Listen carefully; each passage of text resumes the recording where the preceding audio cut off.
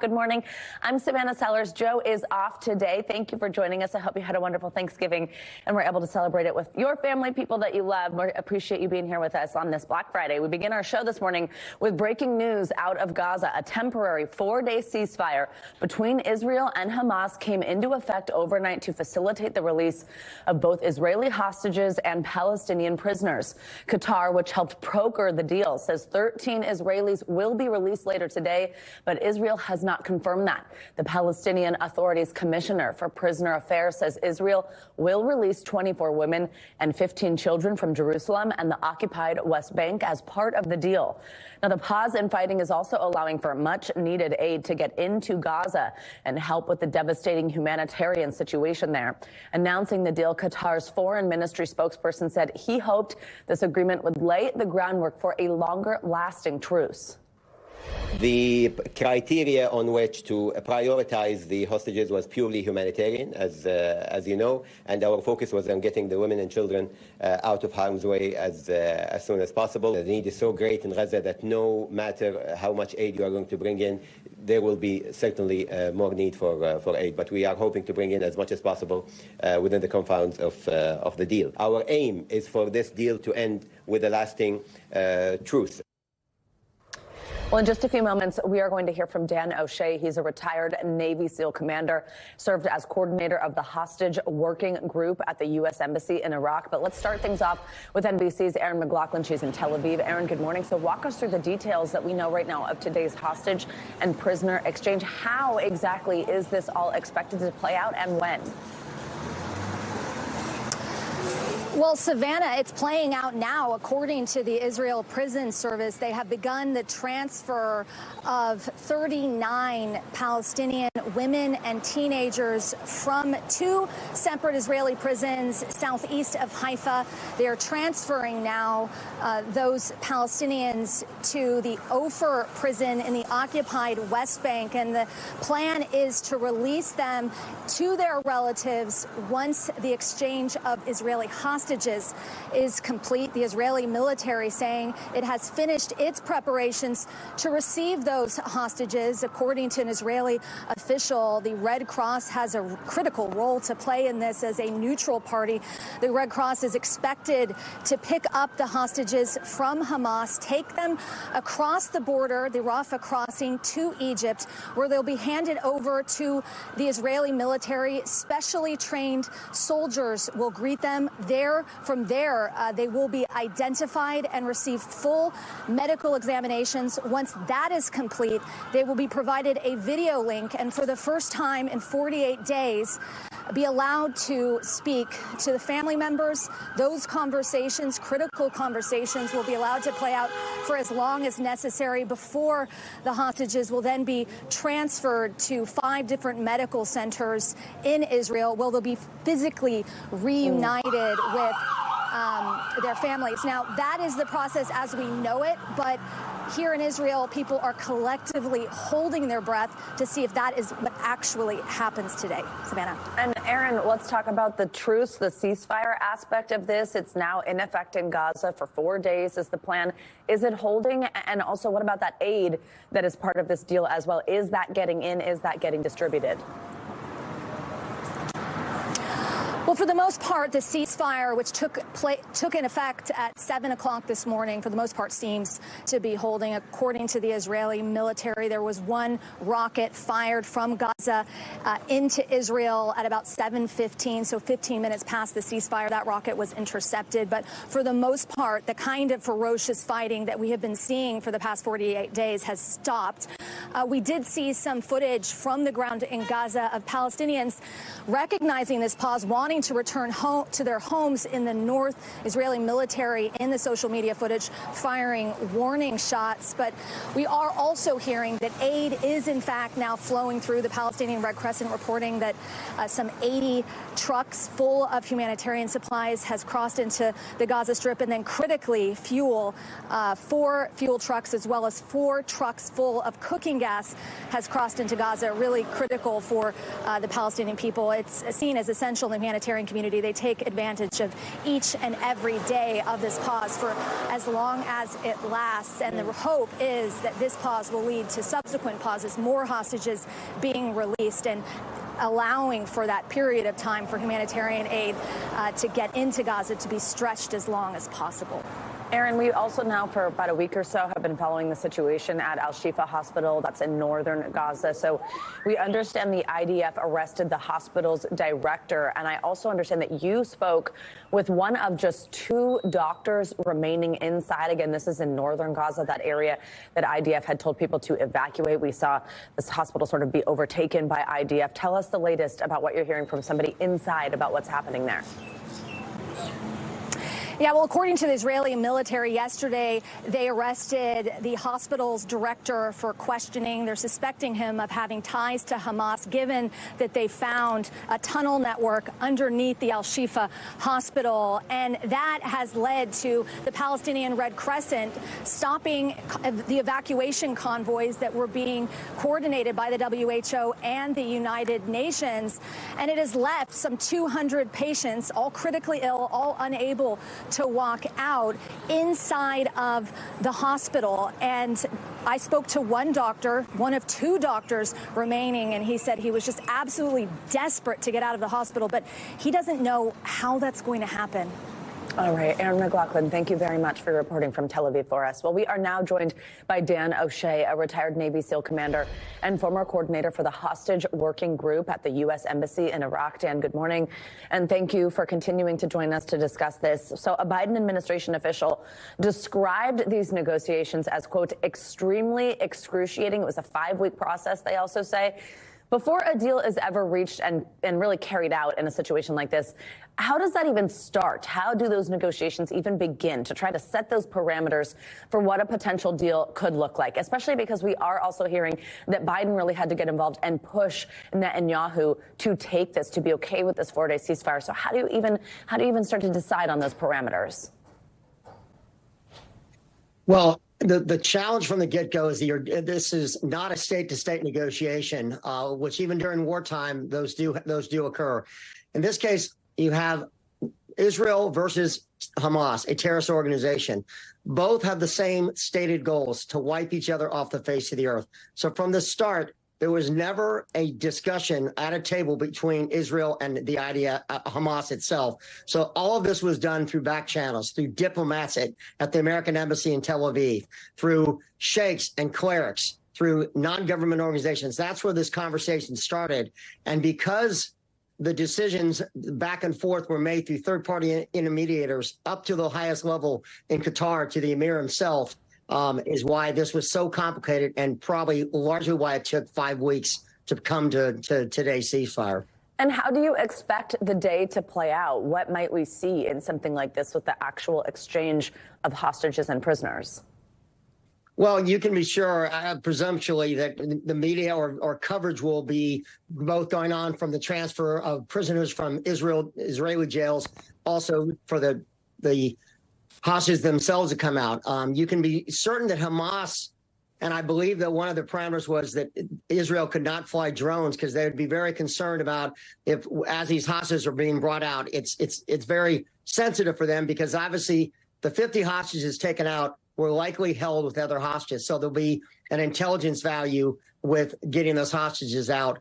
But what has worked in the past is generally they're transported via probably ambulance or vehicles into Egypt, and then from Egypt flown into Israel. That is logically how the hostages in Gaza are going to be coming back and being reunited in Israel itself. And now, if this pause in fighting does, in fact, hold over the weekend, how much do you see this opening the door for other potential deals down the line? What could that look like? And in what sort of cadence would you anticipate that more hostages could be released? Well, that's the challenge. I'm cautiously optimistic that this is going to go according to the negotiation, but I'm also very fearful that any incident, I mean, the ceasefire is supposed to start at 07 local time, and there was still a barrage of weapons because a missile was fired. So it is only going to take one faction to violate the ceasefire, and it could be a different group besides Hamas, like say Hezbollah throwing a missile from the West Bank. So it's a very tenuous situation. But if we get through this and all 50 hostages are returned and the 150 Palestinians are returned to Gaza, it will serve as a blueprint for the future. That will all be up to the IDF because they still intend to continue the offensive in 4 days' time. But let's be optimistic. Let's be hopeful that this goes smoothly and serves as a blueprint for the future to get the rest of the hostages out. Certainly. Dan OShea, thank you as always for joining us. We appreciate it. Well, while today might mark the start of the holiday sales season, many retailers started slashing prices weeks ago because unlike many a Christmas past, it is a buyer's market. NBC News senior business correspondent Christine Romans explains. It's a holiday shopping season like no other. Consumers in the driver's seat as retailers fight for those precious dollars. I'm definitely spending a lot less this year on Christmas as compared to the previous years. Right. To entice inflation-weary shoppers, stores offered early deals way back in October. With healthy supply chains and stocked shelves, retailers are cutting prices to move goods, as much as 35% off for toys, 30% for electronics, and 25% off apparel. The best deals for kitchen gadgets and small appliances, video games, consoles, and electronics, continuing through the weekend. December will have the best deals on toys, sporting goods, and tools. This weekend's bargains, KitchenAid mixers around 30% off, TVs for less than $100 at Best Buy, and AirPods for $189.99 at the big box stores, $10 less than last year. What's the one thing people should know before they open their wallet or their app on Black Friday? There are going to be tons of deals this day, but they are going to continue on throughout the weekend and into December. So don't feel that need to buy right away, that you're going to miss that deal. Only bargains if you pay them off. With credit card interest rates 20% or higher, a $1,000 shopping spree if you only pay the bare minimum. It'll take you 2 years to pay it off with $200 extra in interest. You don't want this year's shopping list to become next year's debt hangover. Christine Romans, NBC News, New York. Well, let's now get an expert's take on how you can get the best out of the deals that we're going to see today. We're joined by David Kender. He is the editor-in-chief of the consumer website Reviewed. David, good morning. Thanks for being here. So Black Friday always been sort of this kickoff to the holiday shopping season. And I do feel like it used to really be the day where you got the best deals. But now it kind of does feel like it extends a lot longer than that. So first, just tell us, what can shoppers expect from this year's deals? Well, this is still a big day for us, and so it feels like the Super Bowl to me every time Black Friday comes around. But yes, so analysts were predicting record levels for holiday spending headed into this year. About $221.8 billion is one number I saw just for online sales in November and December. 17% of that takes place during Cyber Week. So right now in the middle of where we are between Thanksgiving and Cyber Monday. But those discounts did start earlier. Amazon really kicked off the holiday shopping season with a second Prime Day in early October, and we've seen prices drop since then. David, what are some of the things shoppers should look out for before actually deciding to buy something to make sure they're getting a genuinely good deal, especially when it seems like everybody tries to outdo each other with the savings around this time of year? Absolutely. So my maxim is that there is no such thing as a good deal on a bad product. Discounts are only half of the story. And so what we do here at Reviewed is we're not just vetting the quality of the sales, but we're looking at the top-rated, top-tested products, and we're putting them at the top of the list, and we're trying to get the word out on those. So we have test labs here, and maybe you don't have test labs. Maybe not everybody has test labs. So what do you do if you're just an everyday consumer? It's easy. You take the product name for that really enticing looking sale and just open a new tab on your browser and put the word review at the end of it. So it's an Apple whatever review. And maybe you end up on a site like ours, maybe you end up somewhere else, but you're going to see what experts have to say. You're going to see what everyday users have to say. And that matters a lot. Another thing you should do is check the return policy. So most of the name brand stores, they're going to have a 14 or a 30-day window. So you don't have to feel too hesitant about clicking that buy button, because if you see it cheaper on Monday, on Cyber Monday, just return the earlier one that you got, and it shouldn't be too much of a problem. And then the third recommendation we have is that, this is for the real power shoppers now, there are some great browser extensions that you can add onto your web browser that can make you a really powerful shopper. So some of the ones we use here that are totally free for everyone are called Keepa and Camelizer, and they show price histories on Amazon. So you can actually see that the price they're saying, when they say it's the lowest price, well, you can see it's actually maybe always that price, or maybe it really is the lowest price ever. And then finally, there's one called Fake Spots, another browser extension that analyzes the trustworthiness of those user reviews. So, 4-star, 5-star product, because you can't always trust a 5-star review. David Kender, thank you so much. We appreciate you joining us. Happy shopping, right? Here we go. It's kicking off. It's time. Thank you so much for the tips. Well, holiday spending could rise to nearly $1 trillion in sales this season, but there's a growing movement to put more of that money toward gifts with a smaller carbon footprint, an attempt at rebranding Black Friday. It's called Green Friday. Well, national climate reporter Chase Kane talked with well-known tidying expert Marie Kondo about how to consider the planet during the season of giving. 'Tis the season of the biggest impact on our planet. The things we buy are responsible for 60% of our greenhouse gas emissions, and one report says 80% of what we buy on Black Friday ends up in a landfill, especially if it's clothing. The author of Consumed writes about the outsized impact of fast fashion, which, even when donated, usually ends up in the dump or littering beaches a world away. What is the most important thing about consumerism and its impact on the planet? That it doesn't make us happy and it's aiding in climate crisis. That we're actually drowning in stuff. Aja suggests vintage stores for a climate-friendly alternative, or better yet, reconsider shopping altogether. Hello, I'm Marie Kondo. Tidying expert, best-selling author, and star of 2 Netflix series recognizes the carbon footprint of having so much stuff. Now having kids myself, it really resonates with me. What kind of planet are we leaving behind through this act of tidying up for the next generation? And during the holidays, many of us struggle to think of the right thing to buy a loved one, or there can be the stress of crowds, or just spending all that time online trying to find something that you hope they won't return. Instead, Marie encourages gifts which can't be wrapped. Think massages, unique experiences close to home, a donation to charity, or even just dinner together. Those can be considered gifts in many respects. So spending time with someone that normally you might not have a lot of time to spend with. And what is the intention behind the act? Are we trying to deepen our human connection between this person? And I think if you look at it within that lens and context, it could be an experience or journey that sparks joy for you, the giver. A study from IBM shows 3/4 of Americans want to make more sustainable choices. And what better way than giving the gift of memories? Very cool. Our thanks to Chase Kane for that reporting and those ideas.